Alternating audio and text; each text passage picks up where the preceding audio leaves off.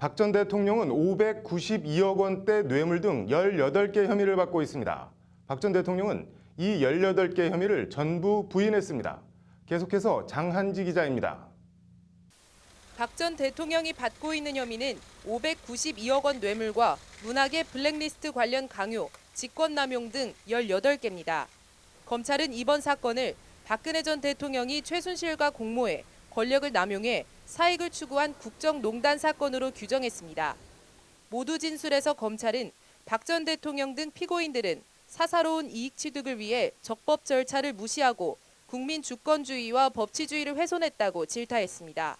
검찰은 그러면서 일체의 예단을 배제하고 법과 원칙에 따라 철저하게 증거에만 입각해 수사했다. 검찰과 특검이 확보한 방대한 증거를 세밀하게 검토한 결과 피고인들에게 공소사실과 같은 위법 행위가 있다고 판단해 기소했다고 설명했습니다.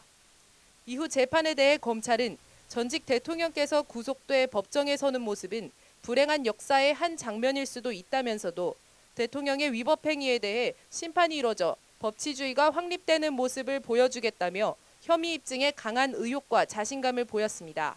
박 전 대통령 측은 뇌물 등 18개 혐의를 전면 부인했습니다. 박 전 대통령에겐 뇌물수수 동기가 없고 최순실과 공모했다고 하는데 언제, 어디서 어떻게 공모했다는 건지 구체적인 사실관계도 적시하지 않고 있다는 겁니다. 박 전 대통령 변호인은 검찰은 박 전 대통령이 지시해서 안종범 전 수석이 전경련을 통해 모금했다고 하지만 대통령은 재단 설립을 지시한 사실이 없다고 주장했습니다. 박 전 대통령 측은 또 블랙리스트에 대해 어떤 것도 보고받은 적이 없고 지원 배제시키라고 지시한 적도 없다고 검찰 공소 사실을 조목조목 반박했습니다. 한마디로 박 전 대통령 기소는 엄격한 증명에 따른 것이 아니라 추론과 상상에 기인한 것이라는 주장입니다. 박 전 대통령 변호인은 그러면서 상당수 증거가 대부분 언론 기사로 돼 있다. 언제부터 대한민국 검찰이 언론 기사를 형사사건 증거로 제출했느냐며 검찰을 몰아세웠습니다. 변호인 모두 진술이 끝난 뒤 박 전 대통령은 피고인도 공소 사실 부인 입장이냐는 재판부의 질문에 네, 변호인 입장과 같습니다라며 역시 혐의를 모두 부인했습니다.